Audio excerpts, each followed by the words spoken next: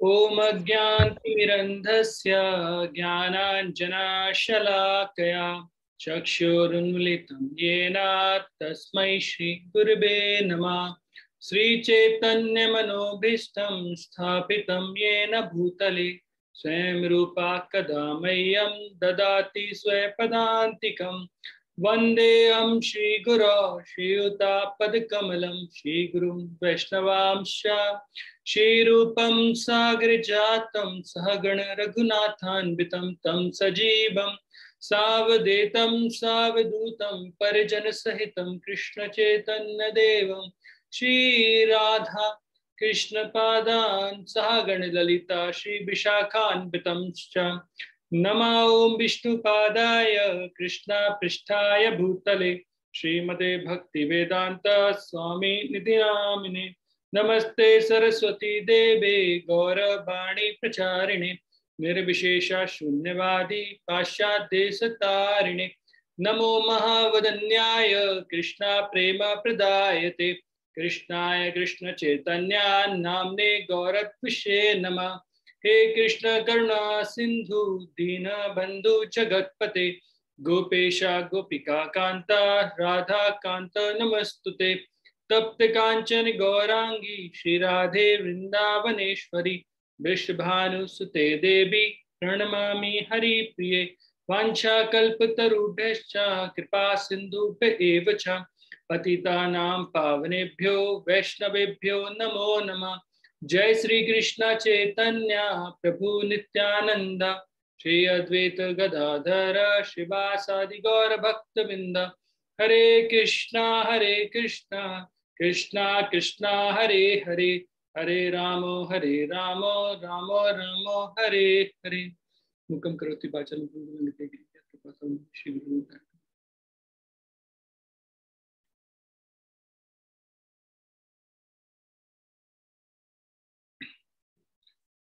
हरे कृष्णा। तो आप सभी का बहुत बहुत स्वागत है हमारे अभयम प्रोग्राम में।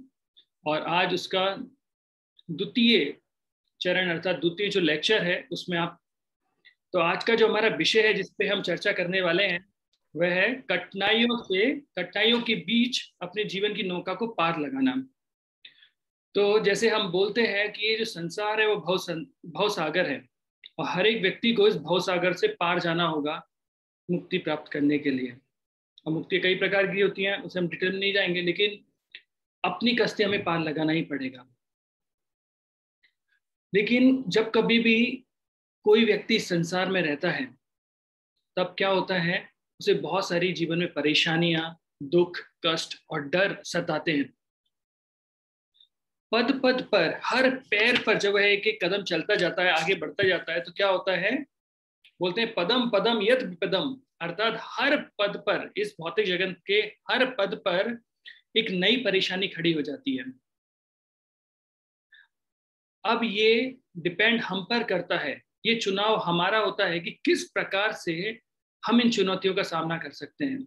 जैसे आप देखेंगे कि खरगोश के पीछे जब कोई शेर पड़ता है तो खरगोश के पास दो तरीके होते हैं उसे बचने के लिए, दो विकल्प होते हैं बचने के लिए।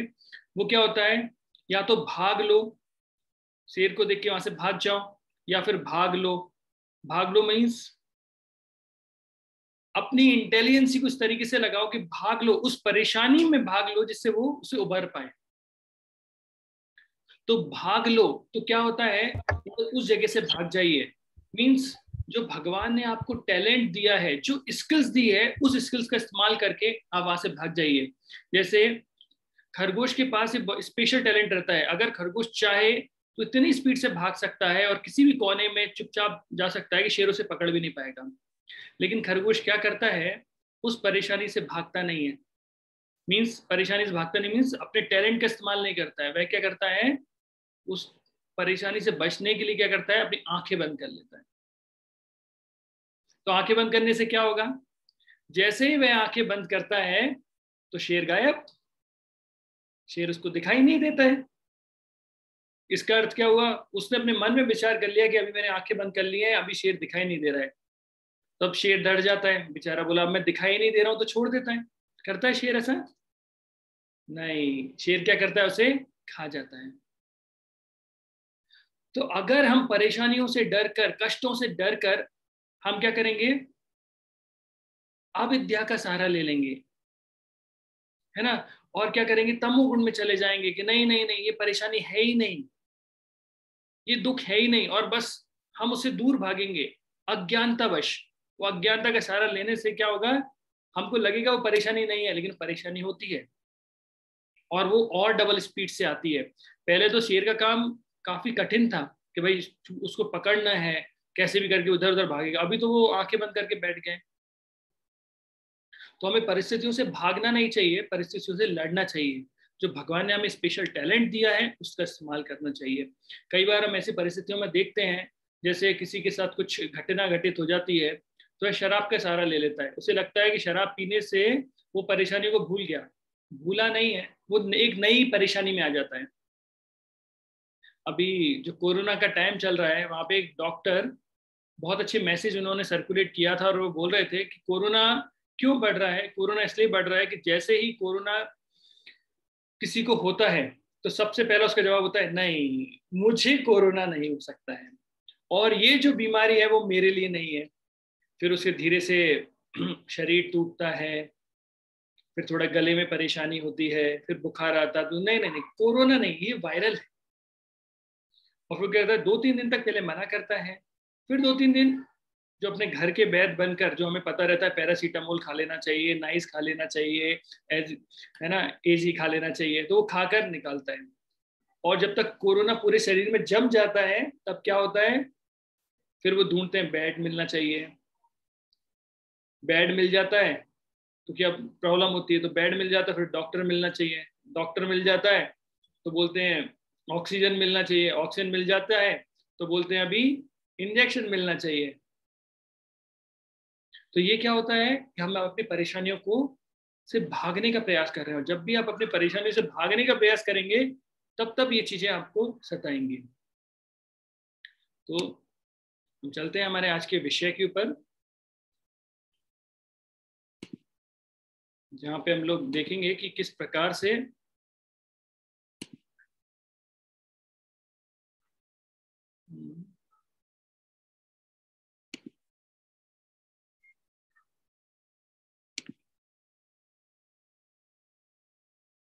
आई होप आपको मेरी स्क्रीन दिखाई दे रही होगी।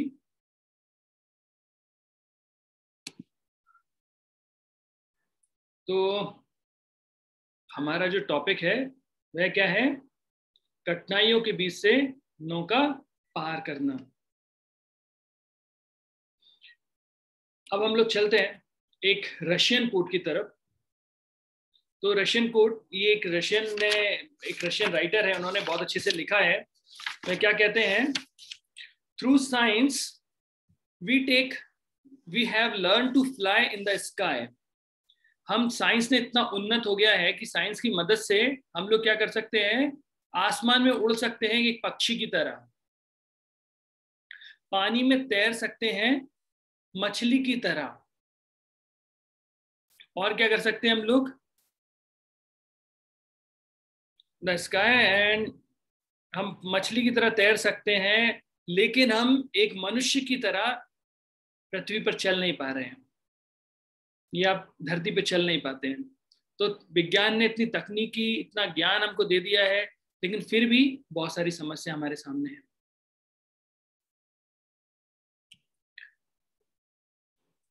मार्टिन लूथर किंग बोलते हैं, our society has created guided missiles and misguided man. तो हमारी जो सोसाइटी है, वहां पे क्या हो रहा है, वहां पे हमें सोसाइटी में जो मिसाइल्स हैं वो तो गाइडेड है, लेकिन जो व्यक्ति है वो कैसे हो गए हैं, मिसगाइडेड हो गए हैं। क्योंकि हम क्या करते हैं, हम परेशानी से भागने का प्रयास करते हैं, हम समझते हैं, हम भूल जाते हैं कि हमारा कारण क्या होता है, इस संसार में आने का क्या चीजें हैं जो हमें इस चीज का याद दिलाएगी। तो एक बार क्या होता है कि एक घर रहता है, ये मेरा एक फेवरेट स्टोरी है जो मैं बार बार सुनाता हूँ, कि एक बार एक घर रहता है, रात का समय होता है, वहां पर एक बूढ़ी स्त्री रह रही होती है, एक बूढ़ी औरत रह रही होती है, और वहां पर रात में एकदम से एक चोर खिड़की से कूदता है। जैसे चोर प्रवेश करता है, तो बूढ़ी औरत उठ जाती है और अपने मन में सोचने लगती है, अभी तो इस घर में ज्यादा लोग हैं नहीं है और कमरे में चोर और मैं ही है, और अगर मैं अभी चिल्लाई या कुछ किया तो क्या होगा, ये चोर अभी मुझे मार देगा, तो अभी मेरा धन तो जाएगा ही, साथ में मेरी जान भी जाएगी। तो बूढ़ी औरत तो सोचा ठीक है, तो उसने चोर को देखा, थोड़े प्यार से हंसी उसकी तरफ, स्माइल देखकर, जैसे एयर होस्टेज होती हैं वो देखकर मुस्कुराती हैं, या फिर रिसेप्शन पे बैठी हुई लड़कियां जब आके आपको मुस्कुराती हैं, जो प्लास्टिक स्माइल देती है, उसी तरीके से उस बूढ़ी औरत ने भी उस चोर को एक बहुत अच्छी स्माइल दी और बोला, बेटा तुम्हें देख के लग रहा है कि तुम एक बहुत ही संपन्न परिवार से, बहुत अच्छे घर से हो, लेकिन जरूर कोई ना कोई तुम्हारी परेशानी होगी जिसके कारण तुम्हें चोरी करनी पड़ रही है। तो चोर सोचता है कि अरे पहली बार कोई व्यक्ति इतना अच्छे से मुझे बात कर रहा है।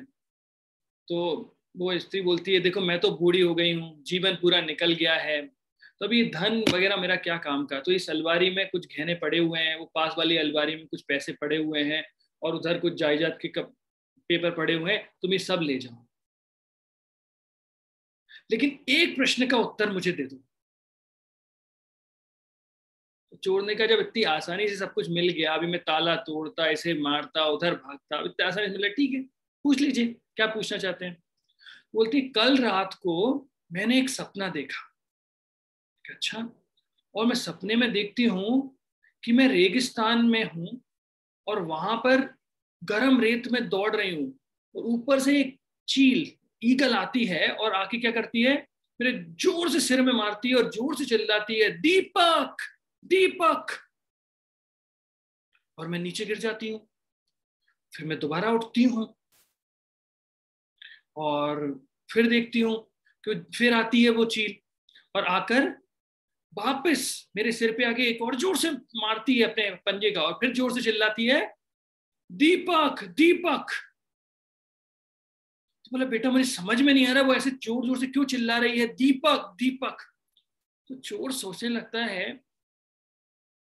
रेगिस्तान का समय है, चील आती है और मार के चिल्ला रही है, दीपक दीपक।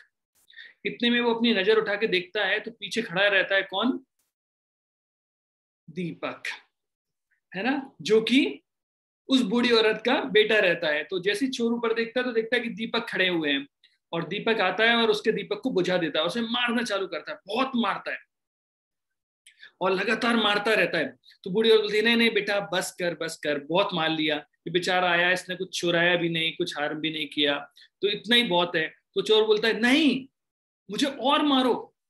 बोला, क्यों? बोला, नहीं मुझे मारो। बोला कि मैं तो मारने लायक ही हूं, मैं पिटने लायक ही हूं। बोला, क्यों? बोला, मैं यहाँ पे चोरी करने आया था कि तुम्हारे प्रश्नों का उत्तर देने आया था।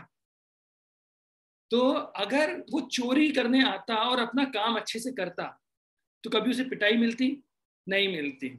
अच्छे से आता और चोरी करके चले जाता, लेकिन उसने क्या किया, थोड़ी सी दया भाव और उसमें आकर वो फंस गया बूढ़ी औरत की बातों में। तो हमारे साथ भी क्या होता है, हम इस संसार में आते हैं और संसार में आकर जो हमारे जीवन का मुख्य उद्देश्य रहता है, किस लिए हम आए होते हैं, हम वो चीजें भूल जाते हैं, और जो छोटी छोटी चीजें होती हैं, परेशानियां होती हैं, उसमें उलझ के हमारा जीवन इस तरीके से बन जाता है कि हम बाहर नहीं निकल पाते। जैसे एक मकड़ी रहती है, वह मकड़ी जाल बुनती है और फिर क्या होती है, उस जाल में खुद फंस जाती है। तो हमारे जीवन में भी क्या होता है, हम ऐसे जीवन में फंस जाते हैं जहां कोशिश करते हैं लेकिन फिर भी नहीं निकल पाते। तो एक कारण होता है दुख का, वह है आशा। आशा अर्थात एक्सपेक्टेशंस, जो हमें अपने आप से, दूसरों से तरह तरह की होती हैं। और वह एक्सपेक्टेशन कैसी होती हैं, जो हमें वो एक्सपेक्टेशन या वो आशा आती कहां से है? एक्चुअली वो आशा और ये एक्सपेक्टेशन आती हैं एसोसिएशन से, संग करने से। किस प्रकार से, जैसे हम लोग कई बार संग करते हैं, जैसे संग किया, हमने देखा कि फिल्म देखी हमने कि भाई कोई लड़का है, शादी के दिन, मतलब जो इस तरीके का देखते हैं वो, कि शादी के दिन लड़की ने मना कर दी शादी से क्योंकि उसका रिजल्ट आया था और उसकी गवर्नमेंट जॉब लग गई थी और लड़का गवर्नमेंट जॉब नहीं करता था। फिर लड़के को गुस्सा आती है और फिर लड़का तैयारी करता है, फिर वो आईएएस बन जाता है, और फिर लड़के की एंट्री होती है, और फिर गाना आता है, ठुकरा के मेरा प्यार अब मेरा इंतकाम देखेगी। तो फिर लड़की उसके अंदर जूनियर होती है, फिर 3 घंटे में ऐसा सब कुछ चलता है। तो हमारी एक्सपेक्टेशन भी वैसी होती है, हमें लगता है कि अच्छा मुझे मना किया, अब मैं करके दिखाऊंगा। ये सारी चीजें कैसी होती है, सिचुएशन ऐसी होती है जो बिल्कुल हाइपोथेटिक होती है, जिनके अंदर कोई सेंस नहीं रहता है। अगर आप रियल देखेंगे, आईएएस कोई 2 दिन में नहीं बन सकता है, और आईएएस बन भी जाता है तो होम टाउन उसे कभी मिलता नहीं है। और आप देखिए कितनी बड़ी बात है कि आईएएस बन भी गया और वो उस लड़की जो हीरोइन है उसी के सीनियर बन के आता है, और फिर ऐसी परिस्थितियां क्रिएट करते हैं जहां पे जाके वो, तो ये क्या है, हमें भी ऐसा लगता है, हम वो हीरो वाली फीलिंग्स लेके आते हैं। तो हमें कई बार क्या लगता है, जैसे मैं भी बचपन में जब मतलब बचपन में सोचा करता था, काश वो शकल का बूम बूम की पेंसिल मुझे मिल जाती, या फिर कोई चिराग मिल जाता, या कोई कोई भूत अंकल मेरे दोस्त होते। तो ये क्या है, ये वो अज्ञानता है जिसके बल पर हम अपनी चीजों को भुलाने का प्रयास करते हैं, और उस अज्ञानता के बल पे व्यक्ति भूल जाता है कि चारों तरफ क्या है। जब आप एक मूवी देखने जाते हैं तो मूवी के समय क्या करते हैं, टॉकीज में वो चारों तरफ से लाइट बंद कर देते हैं, और आपका पूरा ध्यान होता है पर्दे पर। क्यों करते हैं कि अगर वो चारों तरफ से लाइट चालू रहेगी तो आप कभी भी 100% फोकस नहीं कर पाएंगे, और हम धीरे धीरे करके उस फिल्म के अंदर एंटर कर जाते हैं। तो जब तक वो चारों तरफ से वो अंधकार नहीं होगा तब तक आप उस फिल्म के अंदर एंटर नहीं कर पाएंगे। और कई बार तो ऐसा भी होता है कि अभी सास बहू में मिहिर मर गया और मम्मी रोना चालू करती हैं, अब क्या होगा, तुलसी का मिहिर तो मर चुका है। सॉरी, मैं एग्जाम्पल पुराने दे रहा हूँ क्योंकि मैंने कई सालों से टीवी देखी नहीं, तो जो पहले मम्मी देखती थी तो उसे याद है मुझे। तो इस तरीके से ये चीजें होती हैं, और हमारी एक्सपेक्टेशन इतनी हाई होती है कि कई बार लोग, वैसे मुझे क्या, लोगों की एक्सपेक्टेशन और चीजों को देखकर मुझे फ्रस्ट्रेशन हो गया था। एक बार मैं एक भगवान के दर्शन कर रहा था बेस में, और इतने में किसी ने पास में गाना बजा दिया कि तुझ में रब दिखता है यारा मैं क्या करूं। तो मुझे थोड़ी टेंशन होने लगी कि भगवान सामने है, भगवान में मुझे, मतलब रब में मुझे रब नहीं दिख रहा है, और वो किसी लड़की में रब देख पा रहे हैं। तो कितनी फ्रस्ट्रेशन की बात है। 26 साल, मतलब मैं पिछले 16 17 साल से भक्ति कर रहा हूँ, लेकिन मुझे रब में रब नहीं दिख रहा है, और उन्हें किसी और में दिख रहा है। तो फिर किसी भक्त ने कहा कि प्रभु जी आप ब्रह्मचारी हो, आपको नहीं दिखेगा। तो मैंने कहा ठीक है भाई। तो अभी मेरी शादी हो गई तो मुझे लगा शायद अब दिख जाए रब, लेकिन मेरी कोशिश अभी भी नाकाम रही, मुझे फिर भी रब नहीं दिखा। तो फिर मैंने भगवान से यही प्रार्थना की कि भगवान आपके अर्च बिगड़े में मुझे आप दिख जाओ, मैं अपनी जीवन की संपन्नता समझूंगा, बाकी किसी में रब नहीं दिखेगा तो भी चलेगा। तो ये चीजें क्या होती हैं, ये वो चीजें होती हैं जो व्यक्ति की मानसिकता पे ऐसा असर डालती हैं कि वह चारों तरफ से अंधकार हो जाता है, और वो लड़ने की बजाय अपने हथियार डाल देता है। वह ये पूछता ही नहीं है कि मैं संसार में क्यों आया हूं, मेरा क्या कारण है, और इसके कारण से क्या होता है, वह हार जाता है। अगर आप जीवन की रियल सच्चाई के बारे में जानेंगे, देखेंगे कि भाई कैसे, अगर हमें के संसार कैसा होता है, ये रियलिटी क्या है इसकी। तो ये आप एक पेड़ देख रहे हैं, तो ये क्या है, ये जो पेड़ है उसके बारे में आपको बताता हूं कि एक बार एक राजा था, और इस राजा ने कंपटीशन किया, उसने कंपटीशन आयोजन किया, और कंपटीशन में वह कहते हैं कि कुछ ऐसी पेंटिंग बनाइए जिस पेंटिंग के अंदर क्या निकले, वो पेंटिंग हो, सिंबल हो, पेंटिंग जो पीस का सिंबल हो, जिसको देख के हमें समझ में आएगा पीस क्या होती है इस भौतिक संसार में। तो उन्होंने बताया, तो लोगों ने बड़े प्यार से, कभी किसी कपल का जो एक हिमालय पे बैठे हुए हैं उसका फोटो बनाया, तो किसी ने बहुत अच्छे अच्छे सुंदर सुंदर चित्र बनाए, किसी ने अलग अलग तरीके से जो पीस शांति हो सकती है, किसी ने बनाया कि कोई साधु व्यक्ति बैठा हुआ है और ध्यान कर रहा है, वो पीस का साधन है। लेकिन किसी ने एक फोटो एक बनाया और उसमें क्या लिखा कि चारों तरफ से आंधियां चल रही हैं, और उसी बीच आंधी में एक पेड़ खड़ा हुआ है जिसपे 2 चिड़िया बैठ के शांति से बैठी हुई हैं। That is real piece. क्योंकि इस भौतिक संसार में अगर हम सोच रहे हैं कि हमें आनंद मिलेगा, प्रेम मिलेगा, तो हम गलत सोच रहे हैं। भगवान भगवद गीता में बोलते हैं ऊर्ध्व मूलम अधो शाकम, अर्थात ये संसार कैसा है, ये एक शैडो है या परछाई है जो आध्यात्मिक जगत में एक पेड़ है उसका उल्टा है। तो यहाँ पे अगर आप सोच रहे हैं कि आपको आनंद मिलेगा तो आप गलत सोच रहे हैं। यहाँ आपको दुख देने के लिए बताया गया है। भगवान ने पहले ही बता दिया है भगवद गीता में, दुखालयम आश्वासतम। और क्या मिलेगा यहाँ पे? दुख दोष अनुदर्शनम। दुख और दोष ही मिलने वाले हैं आपको। तो अगर गलती से कोई आपको आपकी प्रशंसा करता है तो सोचिएगा, अरे वाह, ये तो बड़े महान व्यक्ति हैं, क्योंकि संसार में ईर्ष्या भरी हुई है, ये व्यक्ति मेरा ग्लोरिफिकेशन कर रहा है। तो ये अलग अलग तरीके से हमें ये चीजें समझ में आएंगी। तो यहाँ पर क्या बताया गया है? If you build a house on, अगर आप कभी रेत, अगर आपने रेत, समुद्र के पास आप गए होगे तो वहां पे बहुत सारी रेत पड़ी रहती है, तो इसमें ऐसा कहने का मीनिंग है, अगर आप रेत पर अपना घर बनाते हैं तो क्या होगा? जैसे ही तूफान आएगा तो वैसे ही वो रेत का घर क्या होगा? टूट के गिर जाएगा। लेकिन अगर आप अपना घर किस पे बनाते हैं? एक स्टोन पे बनाते हैं, स्टोन से बनाते हैं, तो कितने भी तूफान आ जाएं लेकिन वो घर कभी गिरेगा नहीं। तो वो स्टोन, वो फाउंडेशन क्या है? वो फाउंडेशन है जब कोई हम अपने जीवन को ऑनेस्टी के साथ भगवान पे विश्वास रखते हुए जीते हैं, तो वह विश्वास जो है वह हमें इन परेशानियों, इन कठिनाइयों से लड़ने की ताकत देते हैं। एक व्यक्ति ने बोला कि मिर्ची खाने के बाद गुड़ खाने से क्या होता है? गुड़ मिर्ची को न्यूट्रलाइज नहीं, या फिर क्या करते हैं, उसे खत्म नहीं करेगा उसके प्रभाव को, लेकिन गुड़ आपको वो शक्ति दे देगा कि आप मिर्ची को सहन कर सकते हो।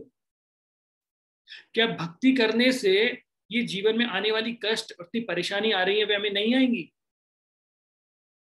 क्या बोले प्रभु जी मैं तो डिवोटी हूं, मैं बाहर जाऊंगा मुझे कोरोना नहीं होगा, क्या सच्ची बात है क्योंकि मैं भक्ति कर रहा हूं? नहीं, इसका मतलब आपने उस चीज का गलत मतलब निकाल लिया है। भक्ति करने से उन परेशानियों से लड़ने का साहस आपको मिलता है, लेकिन वो परेशानी आती हैं, और जो परेशानियां आती हैं वह कई प्रकार से आती हैं। ऐसा बोला जाता है 3 तरीके से परेशानियां आती हैं। पहला तरीका वो आता है भगवान के शुद्ध भक्तों के लिए। वो जब उनके जीवन में परेशानी आती है तो उन्हें कष्ट देने के लिए नहीं आती, उनकी ग्लोरिफिकेशन, उनकी प्रशंसा के लिए आती है। भगवान अपने भक्तों के जरिए यह मैसेज देना चाहते हैं कि एक भक्त परेशानियों के बीच में कैसे लड़ाई करता है। जैसे पांडवों के जीवन में इतनी परेशानी आई, द्रौपदी के जीवन में इतनी परेशानी आई, अम्बरीश महाराज के जीवन में इतनी परेशानी आई। आप भगवान के किसी भी भक्त को उठा के देखिए, तरह तरह की परेशानी उसके जीवन में आती है, लेकिन वह उस तरह तरह की परेशानियों से क्या सिखाना चाहते हैं? एक भक्त किस प्रकार से इन परेशानियों से लड़ता है।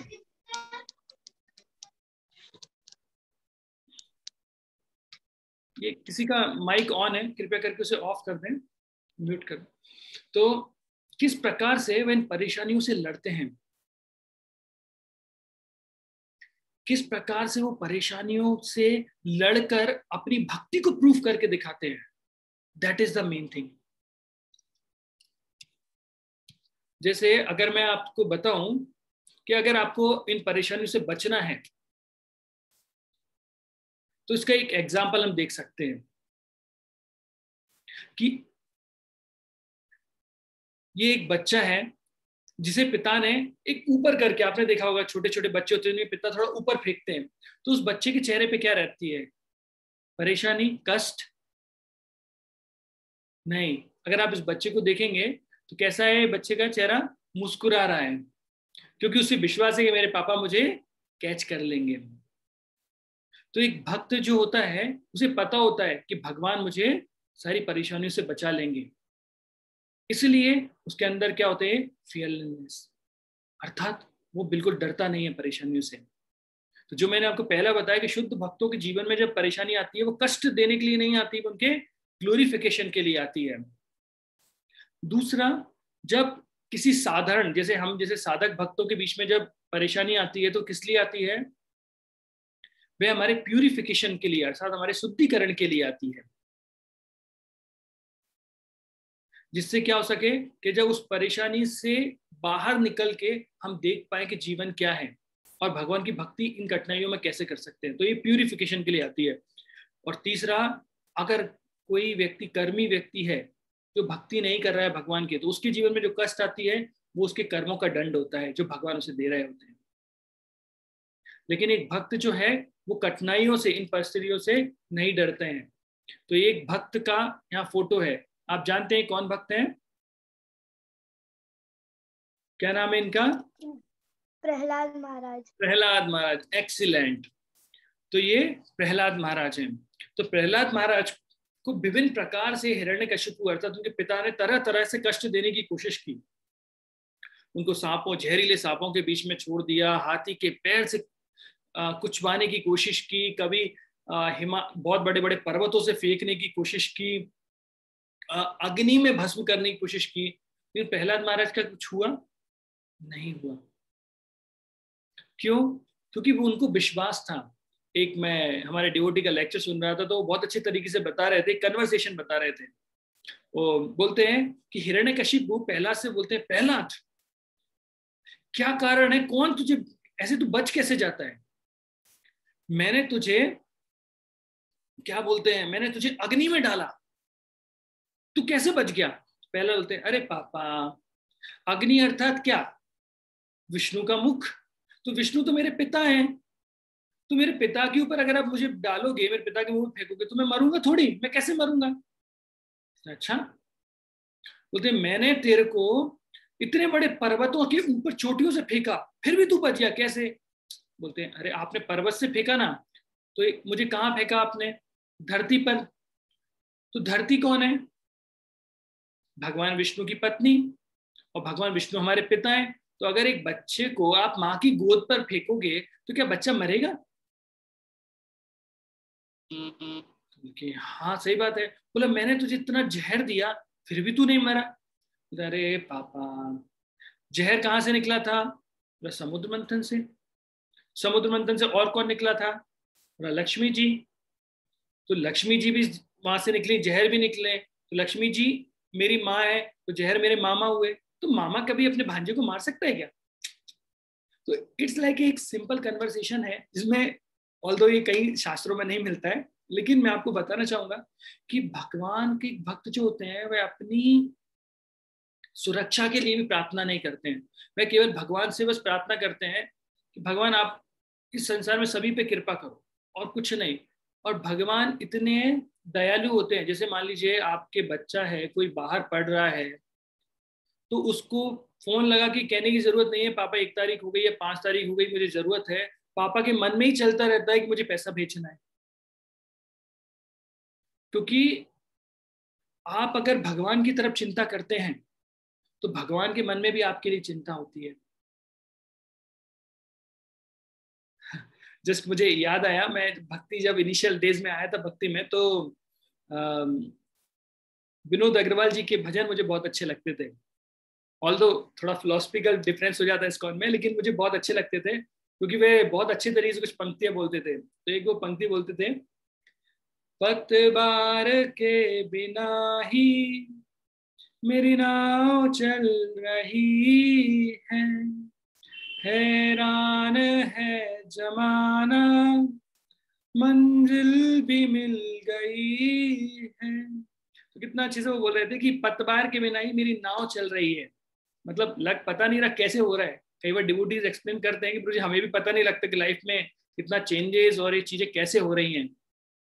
से एक पिकनिक पे जब हम लोग गए थे तो उस समय डिवोटीज ने बताया था कि किस तरीके से उनकी गाड़ी पंचर हो गई थी, कोई पर्सन आया, उसने पूरी हेल्प की। तो दे फीलिंग कि कैसे संभव हो रहा है। तो पतवार के बिना ही मेरी नाव चल रही है, हैरान है जमाना, मंजिल भी मिल गई है। तो बहुत अच्छे अच्छे बीच में वो शेर वगैरह ही बोलते हैं, तो मुझे बहुत अच्छे लगते थे। बोलते हैं औरों को जो मिला वो अपने मुकद्दर से मिला, और मुझे तो मेरा मुकद्दर ही तेरे दर से मिला। तो जो लोगों को बोलते हैं कि मुझे तो अपने मुकद्दर से मिलता है, लेकिन बोला हमारा मुकद्दर ही आपसे मिलता है। और जब भी परेशानियां कष्ट आती हैं तो बोलते हैं फलक को जहां जिद है बिजलियां गिराने की, फलक मतलब आसमान, तो फलक को जहां जिद है बिजलियां गिराने की, मुझे भी जिद है वहीं आसियां बनाने की। तो जब कभी भी कोई परेशानियां या कुछ आती हैं तो भक्त लोग क्या करते हैं, और ज्यादा से ज्यादा भक्ति करते हैं, है ना। तो माया देवी अपना प्रकोप बढ़ाती हैं तो भक्त लोग और ज्यादा प्रकोप बढ़ा देते हैं। तो यहाँ प्रहलाद महाराज का एग्जाम्पल बहुत अच्छे से देखा हमने। अभी हम लोग चलते हैं कि जो एक सॉकेट्स करके एक बहुत अच्छे फिलोसफर हुए थे, और उन्होंने बहुत अच्छा एक पॉइंट बोला था, नथिंग टू लूज और गेन। अर्थात इसका अर्थ क्या हुआ, जब उन्हें जहर दिया जा रहा था तो उन्होंने बहुत ही खुशी के साथ जहर पी लिया। क्यों? उन्होंने कहा, एक्चुअली बहुत हाई पॉइंट है, उन्होंने कहा I am not this body, I am soul. मैं ये शरीर नहीं हूं, मैं आत्मा हूं। तो आप इस शरीर को मार सकते हो, आत्मा को नहीं मार सकते। तो आप क्या इस चीज से कम करेंगे? क्या लूज होगा मुझे और मैं क्या गेन करूंगा? तो एक भक्त को जब आत्म साक्षात्कार हो जाता है और वह जानने लगता है कि वह शरीर नहीं है, तो वह समझ जाता है कि ये आत्मा का कोई कुछ बिगाड़ नहीं सकता है, और शरीर तो नश्वर है ही, वह जाएगा ही। Seek and you shall find. वो बताते हैं कि जिस तरीके से आप भगवान को, ये बाइबल में आता है actually, seek and you shall find, कि जिस तरीके से आप भगवान को अप्रोच करते हैं उसी तरीके से भगवान क्या करते हैं, आपके साथ रेसिप्रोकेट करते हैं। भगवद गीता में भी बताया गया ना, यो यथा माम प्रपद्यन्ते ताम तथा भजाम्य हम। अर्थात जो जिस प्रकार से मुझे भजता है उसी प्रकार से मैं क्या करता हूँ, रेसिप्रोकेट करता हूँ। तो एक जो भक्त होता है उसके अंदर क्या रहता है, भगवान के ऊपर पूरा विश्वास रहता है। वह पूर्ण रूप से भगवान पे डिपेंडेंसी शो करता है, क्योंकि उसका पूरा मन भगवान पे रहता है, पूरी डिपेंडेंसी भगवान पे रहती है, तो भगवान उसको संभालते हैं। जैसे कई बार जो भक्त हमें दोहराते थे, जब हम बेस में थे तो एक भक्त बहुत अच्छे दोहराते थे, तो मैं कई बार लेक्चर में बोलता हूँ कि भगवान कहते हैं, जो तू मेरे नाम में मैं भी तेरे काम में, जो तू अपने काम में मैं तो अपने धाम में। तो मैं बार बार ये दोहराता हूँ उससे मुझे याद रहे कि मुझे भगवान के नाम का सहारा लेना है। तो जो तू मेरे नाम में, अगर आप मेरे नाम का सहारा लिए हुए हो भक्त, तो मैं भी तेरे काम में, और जो तू तेरे काम में मैं तो अपने धाम में। भाई अब जब तुम्हें मतलब ही नहीं है तो भगवान बोल रहे हैं ठीक है करके देख लो। तो भगवान अपने घर पे अच्छे से बैठे हुए हैं। फिर अब यहाँ पे कुछ प्रिंसिपल्स आते हैं जिन्हें हमें समझना पड़ेगा, अपनी लाइफ में उतारना पड़ेगा। इसमें क्या आता है, we must do the needful. जब कभी भी कोई परेशानी जीवन में आती है तो हमें क्या करना चाहिए, हमेशा हमको वो चीज करनी चाहिए जो नीडफुल हो, ना कि अंधविश्वास में पड़कर, परेशानियों में बीतकर हमें इस तरीके से काम करें कि हमें लगे कि नहीं नहीं नहीं हम तो कुछ भी कर सकते हैं। नीडफुल का मीनिंग क्या हुआ, जैसे अर्जुन जब भी युद्ध करते थे तो वो क्या करते थे, माला लिए रहते थे या अपने हाथ में धनुष बाण होते थे? सिंपल सी बात है, धनुष बाण होते थे। क्या कभी आपने अर्जुन का कोई ऐसा फोटो देखा है कि वो रथ पे बैठा हुआ है और वो भगवान के बैठ के माला कर रहे हैं वहां पे? नहीं। नीडफुल का मीनिंग होता है कि जब कभी भी कोई चीज, परेशानी, जो भी दुख आपको सता रहा है, उस चीज पे जाके हमें अटैक करना चाहिए, उसके अकॉर्डिंग ही हमें कार्य करना चाहिए। अगर हम उसके अकॉर्डिंग काम नहीं करेंगे तो हम परेशान हो जाएंगे। जैसे अगर मैं और आपको बताऊं तो लाइफ में अगर आप देखेंगे तो बहुत टाइप की परेशानी हमें आती हैं। एक स्टूडेंट की लाइफ में देखेंगे तो एकेडमिक बहुत प्रेशर होता है उसके ऊपर, और वो एकेडमिक प्रेशर के कारण ही परेशान हो जाता है और उस परेशानी से बाहर नहीं निकल पाता। उसके लिए सिंपल नीडफुल काम क्या है, केवल पढ़ाई करना। परेशानियां हर जगह आती हैं, लेकिन परेशानी से भागने से सॉल्यूशन नहीं मिलेगा। उसे नीडफुल बिल्कुल समझना पड़ेगा, वो परेशानी क्या है, किस तरीके से डील करनी है। ऐसा नहीं कि हर जगह प्रार्थना की जाती है। तो एक बार की बात है कि कुछ यंग स्टूडेंट बैठे हुए थे और मस्ती कर रहे थे। फिर किसी ने प्लान किया कि चलो ये पिकनिक पे चलते हैं, और उन लोगों ने कहा ठीक है पिकनिक पे जाते हैं। और वो वहां पे पिकनिक पे जाते हैं, और पिकनिक पे एक जैसे कुछ आइलैंड्स वगैरह होते हैं, तो आइलैंड्स के बीच में जाना चाह रहे थे, तो एक नौका वाला था, बोटमैन, तो वो वहां पे था, तो बोला कि चलिए हमें आइलैंड तक छोड़ दीजिए। उसने कहा हाँ बैठिए बैठिए, तो सब लोग बैठ गए। अब ये सुबह सुबह की बात थी, पहले ही लोग थे, तो सब लोग बैठ गए। फिर इसके बाद बैठने के बाद जो नौका वाला था वो भगवान से प्रार्थना करने लगता है, हे प्रभु मुझ पे कृपा कीजिएगा, है ना, मेरी नौका को डूबने से बचाइएगा, मुझे स्वस्थ रखिएगा, सुरक्षित रखिएगा, प्रार्थना करने लगे। अब यंग ब्लड होता है तो वो क्या करता है, उसको लगता है कि ये लोग जो प्रार्थना कर रहे हैं, सब कुछ कर रहे हैं, वो यूजलेस होता है, क्योंकि वो जो ब्लड में इतना पावर होता है वो यंग ब्लड के अंदर, कि वो इतनी ताकत के बीच में वो सोचते ही नहीं है कि कुछ और भी पावर हो सकती है जो उनको रोक सकती है। उन्हें लगता है हम जो करना चाहें हम वो कर सकते हैं, कोई हमें रोक भी नहीं पाएगा। तो वो लोग सब हंसने लगे, अरे देखो ये प्रार्थना कर रहे हैं, ऐसा कुछ नहीं होगा। बोला अरे चलिए आप, बोला नौका वाले अंकल चलो कुछ नहीं होगा, और वो हंस रहे थे। और वो नाव वाला चलने लगता है और धीरे धीरे चलता है, और नाव जब बीच में जैसे ही पहुंचती है, और क्या होता है उसका बैलेंस बिगड़ने लगता है और वो बिल्कुल गिरने उठने लगती है। और जैसे ही वो गिरने लगती है तो फिर वो नौका वाला जो है वो पूरी कोशिश करता है कैसे उसे बैलेंस बना के लेके आए। और वहां जो बैठे हुए बच्चे थे, अभी उन्हें रियलाइज होने लगा है कि उनका अब जीवन खतरे में आ गया है ना। किसी का माइक ऑन है, बंद कर दीजिएगा। तो अब उन्हें एहसास होने लगता है कि अभी मेरा जीवन जो है वो खतरे में आ गया है, अब मैं परेशानी में आ गया हूँ। तो जैसे वे सोचने लगते तो आपस में पूछ लगे तुम्हें तैरना आता है, तुम्हें तैरना आता है, तो बोलता किसी को तैरना नहीं आता है। और सब लोग भगवान से प्रार्थना करने लगते हैं, भगवान बचा लो बचा लो। और वो नाव वाला जो पूरी कोशिश करता है कि उधर वो नाव बैलेंस में आ जाए, जैसे तैसे बैलेंस आती है और वो धीरे से करके उन्हें किनारे पे लगा देते हैं। और जब जैसे सारे बच्चे उससे नदी से उतरते हैं जमीन पे, भगवान आपका शुक्र है बचा लिया।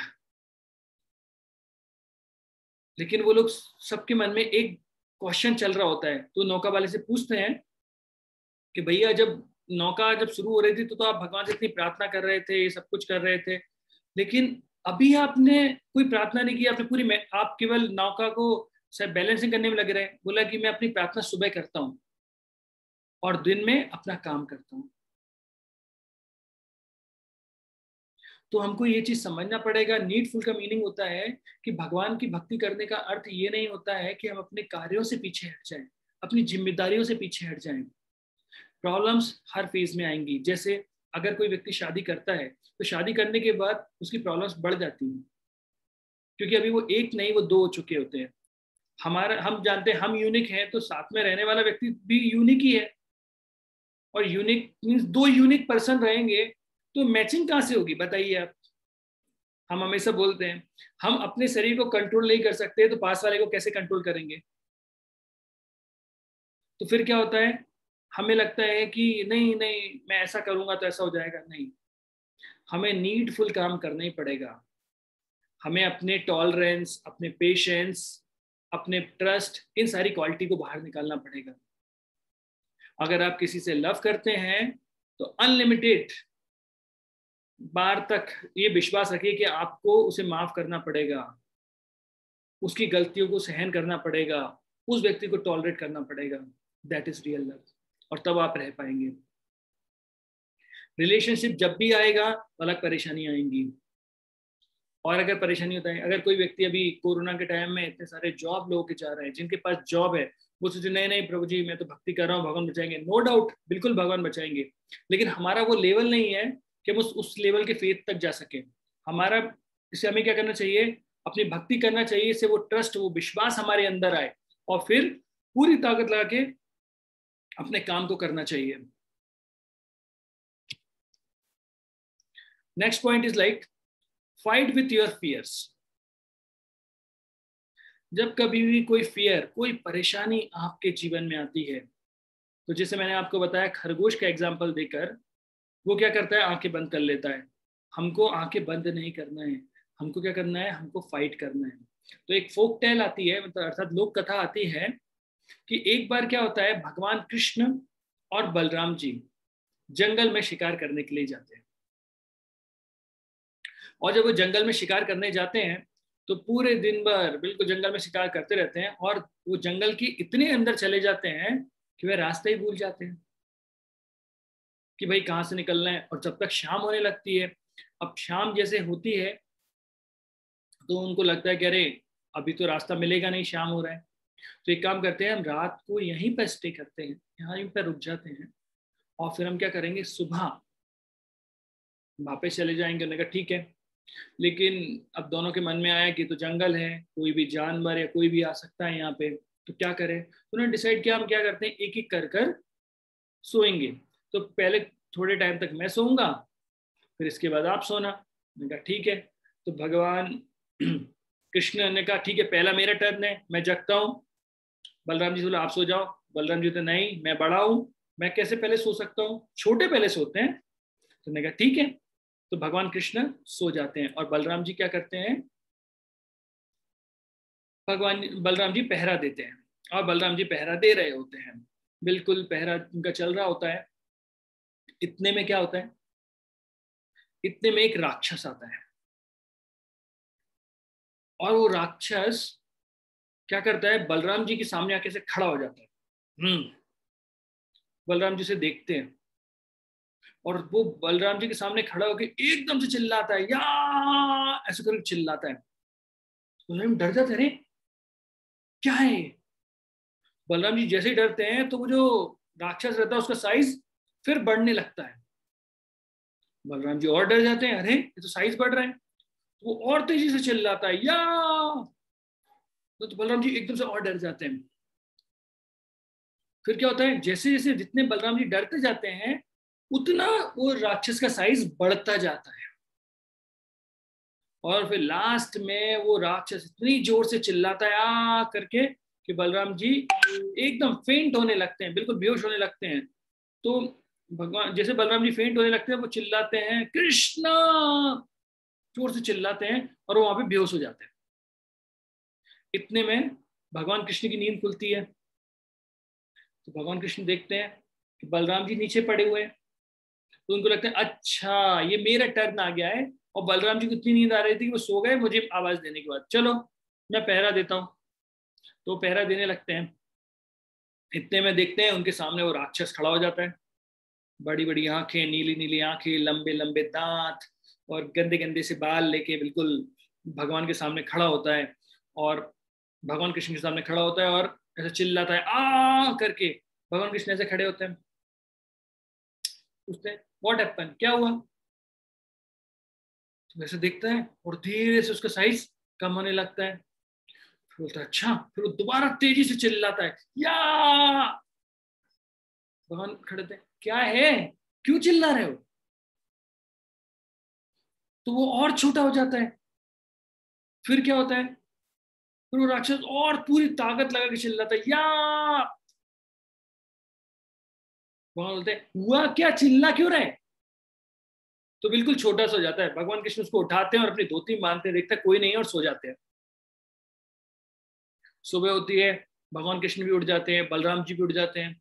बलराम जी की नींद खुलती है, फिर बोलते चलो चलो सुबह हो गई। भगवान कहते चलो चलो चलो। फिर रास्ते में बात करते हैं, बलराम जी बोलते कृष्णा तुझे पता है रात को क्या हुआ था। बोला कि हाँ मुझे पता है ना, मेरा टर्न आया था, आप चिल्ला के सो गए थे। बोला नहीं नहीं, एक राक्षस आया था। बोला कैसा राक्षस था। बोला वो चिल्लाता था, उससे क्या होता था, उसका साइज बढ़ जाता था। बोला अच्छा। बोला कौन सा राक्षस था। तो भगवान कृष्ण अपनी धोती से निकल बोलते ये था क्या। बोला हाँ यही तो था, ये तो छोटा कैसे हो गया। तो एक्चुअली ये फोक टेल है, एक्चुअली मतलब लोक कथा है। बलराम जी किससे डरेंगे तो संभव नहीं है। लेकिन इस कहानी से हमें मोरल क्या मिलता है, ये कहानी बताती है कि ये जो राक्षस है वो रिप्रेजेंट करता है परेशानी को। कि जब कभी भी आपके जीवन में परेशानी आती है तो परेशानी ऐसा तहलका मचाती है आपके सामने खड़े होके। और अगर आप उस परेशानी से डर जाते हैं तो परेशानी और विकट होकर दिखाई देती है आपको। और जितना डर आपके अंदर उस परेशानी को लेके होता है उतना ही साइज उस परेशानी का बढ़ता जाता है। लेकिन यदि अगर आपने उस परेशानी को फेस करना चालू कर दिया तो क्या होता है, वो परेशानी उतनी ही छोटी होती जाती है। कई बार मिसकम्युनिकेशन के कारण भी ये परेशानियां बढ़ जाती हैं। जैसे एक बार हिज होलीनेस राधानाथ महाराज के पास एक कपल आया, तो जो कपल था, तो जो माता जी थी वो इटली से थी और जो प्रभु जी थे वो अमेरिका से थे, और दोनों फाइट कर रहे थे, बोल रहे थे बस हमें साथ में रहना ही नहीं है, बस महाराज हम तो जा रहे हैं, मुझे इसको डिवोर्स ही देना है। तो महाराज बोलते हैं मुझे बताओगे हुआ क्या? बोला नहीं महाराज क्या बताऊं, अब कुछ बताने है ही नहीं है, ये मुझसे प्यार करती ही नहीं है, ये मुझे, तो महाराज बोलते हैं नहीं कुछ बताओ तो सही हुआ क्या? बोले नहीं नहीं ये मेरी इज्जत ही नहीं करती है। बोला आप बताओ महाराज, मुझे मेरे घर में कुत्तों की तरह ट्रीट किया जाता है। अच्छा, मुझे ऐसा फेसेस दिखाई दे रहे हैं जहाँ पे प्रभु जी हंस रहे हैं, नहीं मैं एक स्टोरी के रूप में बता रहा हूँ, आप दिल पे मत लीजिए कि ऐसा कुछ है, लेकिन तो बोलते हैं कि मुझे मेरे घर में बिल्कुल इज्जत नहीं दी जाती है। तो बोलते हैं ऐसा हुआ क्या? बोला महाराज मुझे मेरे घर में जो ब्रेड होती है ना, ब्रेड, तो ब्रेड जब आती है तो उसका जो दो पार्ट होते हैं, आपने देखा होगा, इसमें एक पीछे का पूरा मतलब वाइट वाइट दोनों साइड रहते हैं, और एक साइड ऐसी होती है जो दोनों साइड में होती है, जो एक वाइट होती है एक रेड होती है। तो बोले वो जो रेड ब्रेड रहती है जिसे हम कुत्तों को देते हैं वो मुझे खिलाती है। तो इतने में जो वाइफ है ना वो रोना चालू कर देती है। तो महाराज बोलते हैं अब क्या हुआ? बोला महाराज बोलते हैं कि महाराज हमारे इटली में ये जो दो ब्रेड होती हैं वो सबसे इंपॉर्टेंट ब्रेड्स होती हैं, और हर व्यक्ति चाहता है उसे खाने के लिए। तो मुझे लगता है कि मैं मेरे हस्बैंड से इतना लव करती हूँ, इसलिए मैं वो ब्रेड के साइज जो थे वो अपने हस्बैंड को देती हूँ। और अमेरिका में जो दो साइड के ब्रेड होते हैं वो यूजलेस होते हैं, तो फेंक दिए जाते हैं। सो कैन यू इमेजिन कि एक छोटी सी मिसकम्युनिकेशन के कारण व्यक्ति डिवोर्स लेने तैयार हो जाता है। और वो कम्युनिकेशन क्या होता है, वो जो राक्षस था वो चिल्ला रहा है और धीरे धीरे करके बड़ा होता जा रहा है।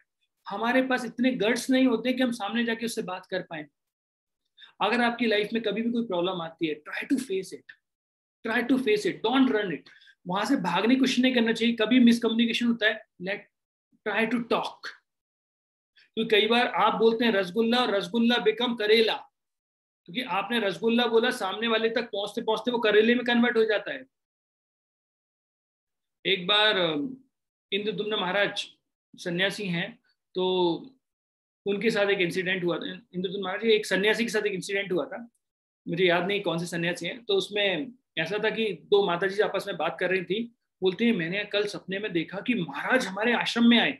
ये ब्रह्मचारिणियों का आश्रम था। बोला मैंने देखा महाराज हमारे आश्रम में आए, मैंने कल सपने में देखा। बोला अच्छा। इतने में तीसरे ने सुन लिया कि महाराज हमारे आश्रम में आए थे कल। तो उसने चौथी लेडीज को बताया, उसने पांचवी लेडीज को बताया। तो धीरे धीरे धीरे करके वो सब जगह पहुंच गया था, तो मंदिर तक पहुंचा कि महाराज अर्थात जो सन्यासी हैं वो ब्रह्मचारिणियों के आश्रम में गए। सब बोल रहे बाप रे, एक सन्यासी को इस आश्रम में क्या करना है? तो पहुंचते पहुंचते महाराज तक बात आई कि महाराज कल वो ब्रह्मचारिणियों के आश्रम में गए थे। ब्रह्मचारिणियों के आश्रम में? तो पूरे में एक इशू बन गया ये तो। फिर मानने किसने बोला तुमको? तूने बोला, इसने बोला, इसने बोला, इसने बोला, इसने बोला, ऐसा करते करते वो लास्ट पर्सन तक आया। तब उसने बताया कि तुमने ऐसा बोला। बोले नहीं महाराज मैंने तो ऐसा बोला था कि मैंने देखा कि सपने में ऐसा देखा कि महाराज सब उसमें आए। तो लोगों ने वो सपना काट दिया, उसको रियलिटी से जोड़ दिया। तो हम लोगों को कई बार इन चीजों से बचना चाहिए और उन चीजों को डायरेक्ट फेस करना चाहिए। आपकी लाइफ में जितने भी प्रॉब्लम्स हैं उन्हें फेस करने की कोशिश करना चाहिए। जैसे मैंने आपको बताया था एक IIT की एक बच्ची के बारे में, एक लड़की थी जो अपनी लाइफ में होल लाइफ वो सक्सेसफुल थी, हमेशा फर्स्ट रैंक आती थी। अब वो फर्स्ट ईयर में गई IIT के, उसने अपने जो प्री बोर्ड थे हर एग्जाम में टॉप किया। अब वो जो अपना लास्ट एग्जाम दे रही थी, मीन्स फाइनल एग्जाम दे रही थी, तो उसमें क्या आया कि जो बच्ची है उसको एक क्वेश्चन नहीं आ रहा था। अब उसको जो क्वेश्चन या डेरिवेशन नहीं आ रहा था, उसने सोचा कि अरे ये डेरिवेशन मेरे मन में आ नहीं रहा है मुझे, अब क्या होगा? कल ये एग्जाम में आ गया तो, और एग्जाम में आ गया तो मुझे नहीं आया तो, और अगर मैं फेल हो गई, मुझे कम मार्क्स आए तो, फिर लोग क्या कहेंगे, फिर ये क्या कहेंगे, वो क्या कहेंगे, सब क्या बोलेंगे, मैं जीवन भर टॉप किया है, अभी क्या होगा? और सोच सोच के उसने सुसाइड कर ली। तो राक्षस, जो डराने वाला राक्षस था, वो इतना चिल्ला रहा है उसके मन में कि अभी वो एग्जाम हुआ नहीं, वो क्वेश्चन आया नहीं, वो फेल हुई नहीं, लोगों ने कुछ कहा नहीं, उससे पहले उसने सुसाइड कर ली। ये क्यों हो रहा है? क्योंकि हमारे फियर से हम फाइट नहीं कर रहे हैं। एग्जाम में आ भी जाता तो क्या होता? क्या एक क्वेश्चन से व्यक्ति का जीवन बदल जाता? एक आईआईटी कानपुर के लड़के ने सुसाइड की थी, तो उसके बारे में आया था कि भाई उसने सुसाइड कर ली। तो लोगों ने थोड़ा सर्च किया कि भाई ऐसा क्या हुआ, प्रोफेसर ने सर्च किया तो पता लगा वो 3 साल से लगातार टॉपर था और चौथे साल उसको ए ग्रेड मिलने की बी ग्रेड मिल गई थी और वो फेल नहीं हुआ था, उसे बी ग्रेड मिली थी ए ग्रेड की जगह। तो वो इतना फ्रस्ट्रेट हो गया था कि लोग उसे कहने लगे तो बी ग्रेड मिली है, और वो सुसाइड कर लेता है। तो क्या बी ग्रेड मिलने से जीवन खत्म हो जाएगा?